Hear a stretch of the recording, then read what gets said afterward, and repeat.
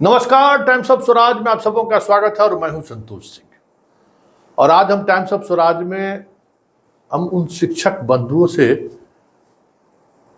One two one हम बात कर रहे हैं जिन्हें लगता है कि हम उनका या तो प्रवक्ता है या फिर हम उनके संघ के कोई पदाधिकारी। कभी कभी इस तरीके का सवाल मुझसे किया जाता है और मुझसे उम्मीद भी की जाती है कि आप उस तरीके का खबर बनाएं। देखिए, आप इन चीज़ों को समझिए कि मैं विशुद्ध पत्रकार हूँ 110%।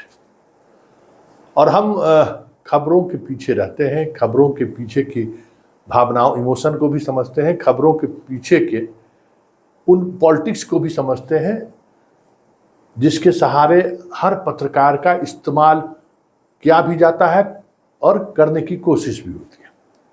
देखिए, बर्जवासी जी के हटाने के मसले को लेकर कई तरह के फ़ोन कॉल्स भी आए, कई तरह के मैसेज भी आए कि आपको खबर बनानी चाहिए।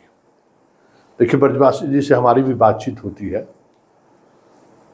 खबर ये नहीं है कि बर्जवासी का सेवा समाप्त कर दिया है। खबर ये है कि बर्जवासी की सेवा समाप्त करने के लिए पाठक जैसे अहंकारी अधिकारियों के कलम में भी वो ताकत नहीं है जो सीधे बर्जवासी को बर्खास्त कर दे।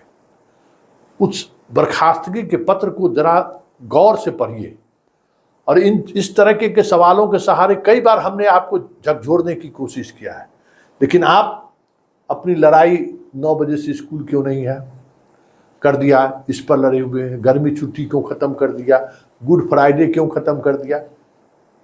ये लड़ाई आप नहीं लड़ सकते हैं और जब तक इस लड़ाई को लेकर आप आवाज बुलंद करते रहेंगे तब तक आप औंधे मुंह गिरते रहेंगे और पाठक जैसे अधिकारी अपनी मनमर्जी चलाता रहेगा।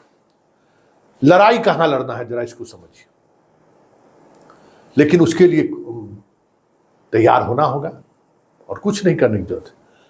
बर्जवासी की बर्खास्तगी के लिए उसने नियोजन इकाई को पत्र लिखा है, अपने बीडीओ सीओ, अपने डीपीओ और जिला शिक्षा पदाधिकारी को नहीं पत्र लिखा है, नियोजन इकाई को लिखा है। मतलब सरकार जो नई नियोजन नीति लाई है, जब तक आप सक्षमता के सहारे पास होके राज्यकर्मी नहीं बन जाते हैं तब तक वो नियमावली आप पर लागू नहीं होगा।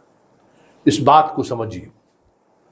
और ऐसे में अभी तक जितने फैसले लिए गए हैं पाठक के द्वारा, वेतन कटौती का, सस्पेंशन का, सारे के सारे फैसले गैर कानूनी हैं, लेकिन उसके लिए आप लड़ाई लड़ने को तैयार नहीं हैं, ना उसके लिए आप लड़ाई लड़े इस पर कभी आप सोचते हैं, क्योंकि पाठक आपका पदाधिकारी नहीं है।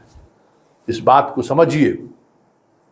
वो डंडे के बल पर आप प्रशासन कर रहा है, वो डंडा चलाने की ताकत लीगली उनको नहीं है।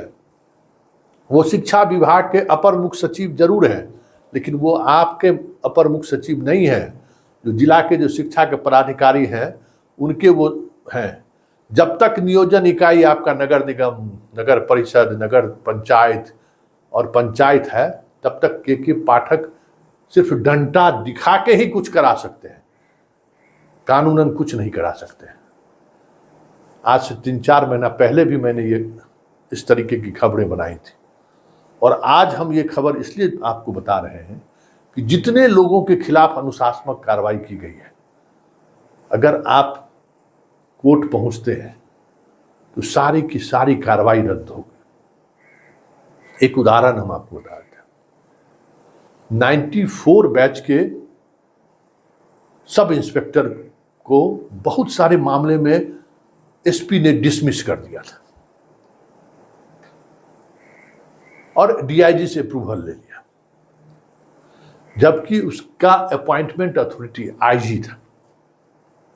और वो सारे लोग हाईकोर्ट गए और हाईकोर्ट ने इस आधार पर सारे का डिसमिसल रद्द कर दिया कि जो अपॉइंटमेंट अथॉरिटी है उसने ये कार्रवाई नहीं की है।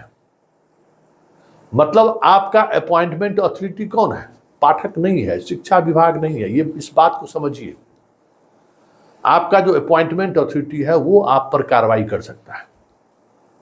और जब तक वो कार्रवाई नहीं किया है, जब तक वो आपका वेतन नहीं काटा है, आपका वेतन काटने की ताकत पाठक को नहीं है। जो 9 बजे जो सेल्फी खिंचाते हैं ना, अगर आपका कोई मुखिया आपके साथ खड़ा हो जाए, प्रोटेस्ट कर दे, पाठक हवा हो जाएंगे।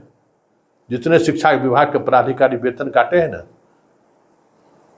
सब के पॉकेट से पैसा भरना पड़ जाएगा अगर आप लड़ गए तो इन चीज़ों को समझिए। सक्षमता का रिजल्ट आया है, अब नए तरीके से चीज़ें आप पाठक के पास जा रहे हैं, तो अब आप पाठक का डंडा कुछ और अलग तरीके से चलेगा।